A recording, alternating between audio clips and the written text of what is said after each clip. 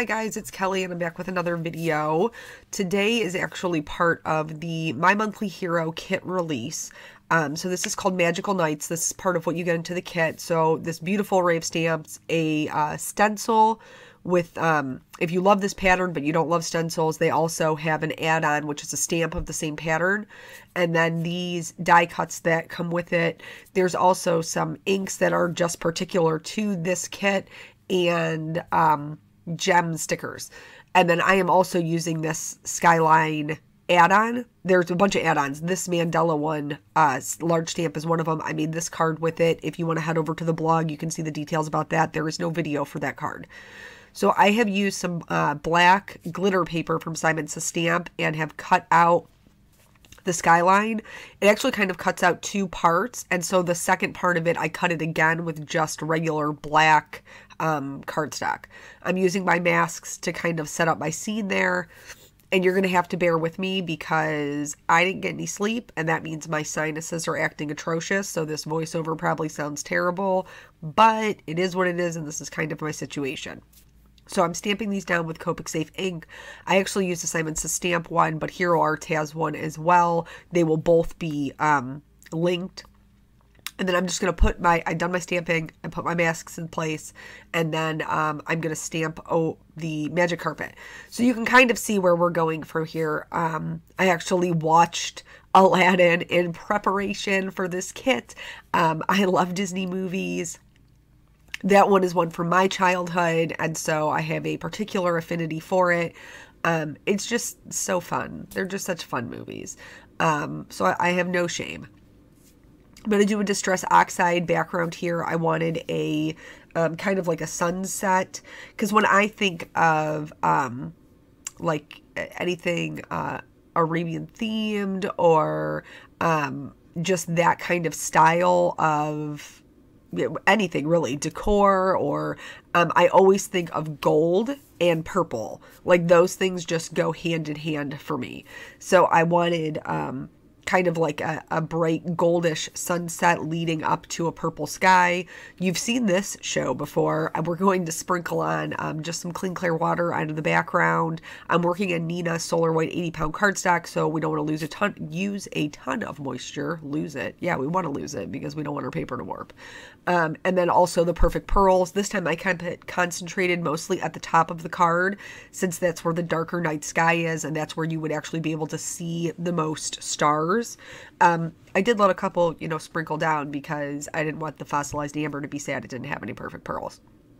I removed the masks for the sand dunes, and I have to tell you, I so love these things. I think that they are beautifully drawn. I even stamped like an extra one to do a third card, and then I just ran out of time because life. But so I'm using antique linen so I can cut down on the minimal. I can make the shading I have to do on the sand dunes minimal. That's what I'm trying to say.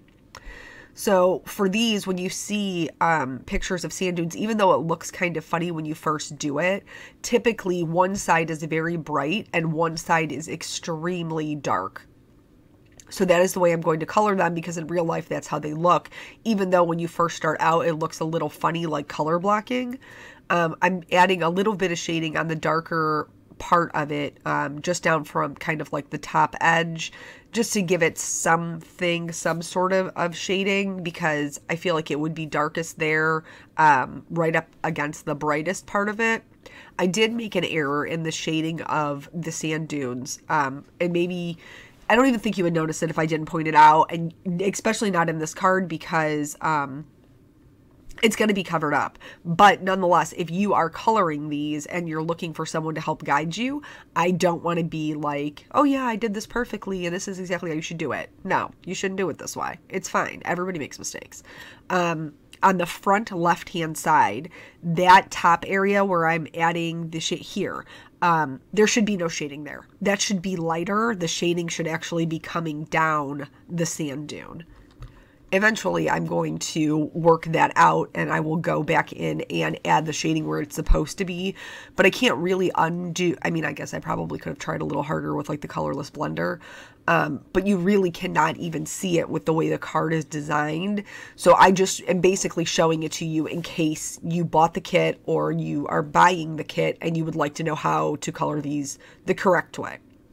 So once that's done, I'm going to move on to Aladdin and Jasmine. Yeah, that's what I'm going for. I'm not even going to pretend like it's something else. It's not. I think that's what, I don't know. I think anybody who's seen that movie automatically goes there.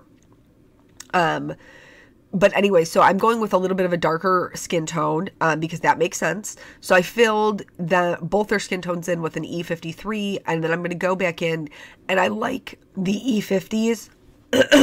Sorry, this is so annoying. I'm so annoyed with it. But this is just my life today, and so I'm just going to have to accept that. Suck it up, Buttercup, and let's move on.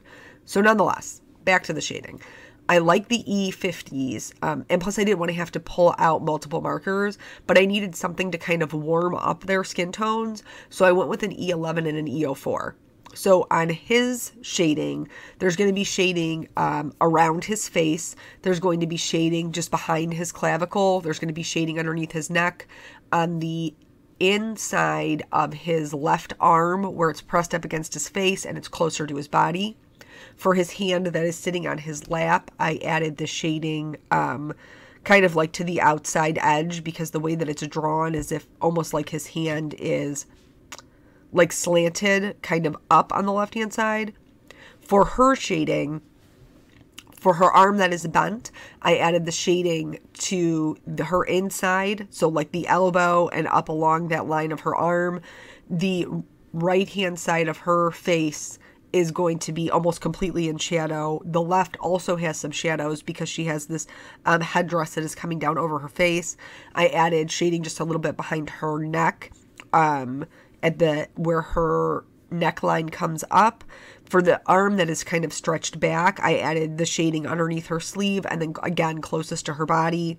Same thing with her feet. They're kind of tucked up underneath her, so where her pants are coming down, and then where the other foot lays on top of the other one, there will be shading.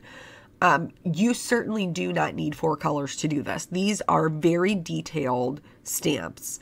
And I don't want that to overwhelm you and think that you can't do it. You can do it. You don't need to do it with 4 colors like I did.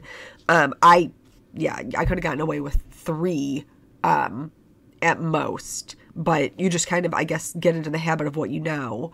And whoever drew these, I don't know who illustrated them for Heor Arts, or I should say what illustrator that works for Heor Arts illustrated them.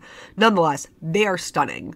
It's very delicate line work, and they are beautiful. Plus, hands and facial features are very, very difficult to draw, especially in such a small area, and they just knocked it out of the park. They are beautiful stamps. So in going with the Aladdin theme, I actually Googled the Magic Carpet Ride, not by Steppenwolf, like the A Whole New World. You know what I'm saying? I'm not going to sing because it's really awful. But so I Googled that portion of the movie so that I could see exactly what he was wearing as Prince Ali, because I kind of had an idea in my head, but I wanted to make sure. So the way that his outfit is there's very minimal color on it. It's like a cream colored outfit, and it has like gold accents. So I'm doing the same thing. I'm not even going to try to pretend like I'm creative or inventive or like, oh, look at this beautiful color scheme I came up with on my own. No, I piggybacked on Disney's work because I just love the movie. So years ago, I have several very good friends, but I have 2 best friends that I've known. Well, one I've known my whole life, and the other one I've known since I was 15, since we were freshmen in high school. And she and I decided impromptu, we had a week off of work. This is like back in the day when I was young and I didn't have responsibilities. But we were going to go to Myrtle Beach, like legit. It was a Sunday night. I worked night shift. Saturday night into Sunday morning. She also worked night shift Saturday night into Sunday morning. At 6 p.m. on a Sunday, we got into the car and started driving to Myrtle Beach. And this is like, I'm going to date myself because this is like back in the day when there wasn't GPS. And I was like legit sitting in the passenger seat with a real map spread out, trying to find our way to Myrtle Beach in the middle of the night when not everything is open 24 hours. Like, it didn't even occur to us, like, someplace in the night not be open for us to get gas. It was just crazy. But super fun time. But anyway, because we had both worked nights the night before, we were like starting to fall asleep halfway down there. And so I was going through her CDs, and in her CD collection, she had the soundtrack to Aladdin. And so we are like driving through, I don't know, Beckley, West Virginia at 2 a.m. with the radio blaring like Prince Ali, fabulous he, Ali Ababa. Like it was hysterical. And so like the people driving in the car next to us had to think that we were straight crazy because we are like singing at the top of our lungs. We're just trying to stay awake, people. Also, really catchy song. And my version is terrible. So you should, if you don't know it, then Google it because it's very catchy. It's finger snappy little song. So anyway, but that's why she's my best friend, because I do things like that and she also does things like that and doesn't judge me for my slightly crazy personality. So anyway, back to the coloring. I just wanted you to know how deep my love of Aladdin ran, really. So in the picture that I Googled, obviously Magic Carpet is in there, and I picked colors that would be, first of all, they're complementary to what I got going on already because they match kind of that sunset background. And then also I'm creating a scene here, folks. I did want to just know, I talked right over the coloring of her outfit. It was all, basically anywhere that 2 points meet, you're going to add shading, especially with clothing. And then like in her lap will be darker because her leg is up. In the, her armpits will be darker, where the leg that's tucked underneath will be darker. That's all I have to say about that. But except, I thought that it was a little dark, and so I did color right over it with a BG45 to just brighten it up. It didn't really change any of the shading, but it did just kind of brighten it up a little bit. So I used the same golds that I used for her headdress and his outfit for the edges of the carpet, and then I am adding in a little bit of red shading with a RV34 and an R59. Now, I'm going to tell you that the only reason these two colors worked together is because this area was so small. If you tried to blend these two colors by themselves in a larger area, you would have a struggle. So I just want to note that in case you see it and you're like, oh, I can blend these two colors together. You can. I mean, you probably still could in a large area, but you'd have to work it. I mean, it would not, I don't think it would be worth that effort. So I picked some blue violets to do the majority of the carpet. I colored it with the V22 kind of all over. It is a violet versus a blue violet, but it's a dusty violet, so it still works. And then I'm just adding darker shading toward the back, lighter shading toward the front. Things that are darker have a tendency to fall into the background where the light will catch your eye. So that's my whole game plan here. That's what I'm doing. And then I didn't even show it because I really didn't know what I was doing here, guys, like as far as color scheme. But I did end up coloring the secondary square in that with the RV34 and the R59. I wanted to do, this is how I would do this card, the little shadow in the background. This is how I would do this card if I was doing it as a one layer card. And so I wanted to show you what that would look like. I'm adding details with a gold gel pen and then also a white gel pen. The gold gel pen was really just used for her earrings. I'm going to outline this. Again, these are very detailed stamps. If you are not A, very comfortable outlining things, or B, it is absolutely necessary, I wouldn't do it. Even I was like, you're crazy, what are you doing? Like, I was so nervous. I really didn't outline their faces too much because I was scared to make them look just completely bajiggity. So nonetheless, I'm going to use Hero Arts Black Dye ink to stamp down my sentiment, which is, I believe, actually from an add-on. It says, may all your dreams come true. I thought this would be a cute, like, birthday card. In fact, you know what? My best friend's birthday is coming up in January. I should hang on to this. I bet she would get a kick out of it.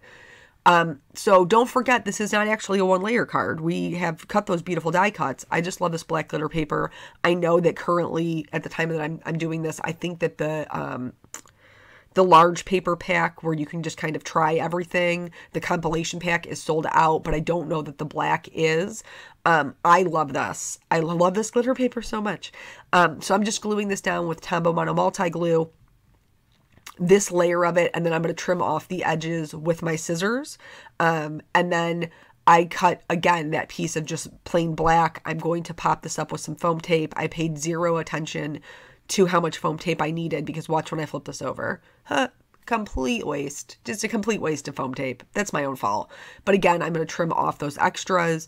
In order to accent the sentiment, I didn't want to take away anything from the card, so I opted to do the clear Wink of Stella. Clear Wink of Stella. We're going to do that too, but later. Here it is.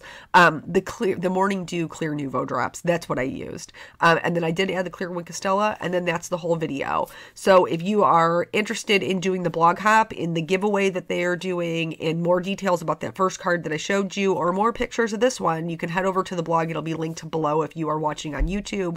Thank you guys so much for joining me. I'll catch you on the next video. Bye.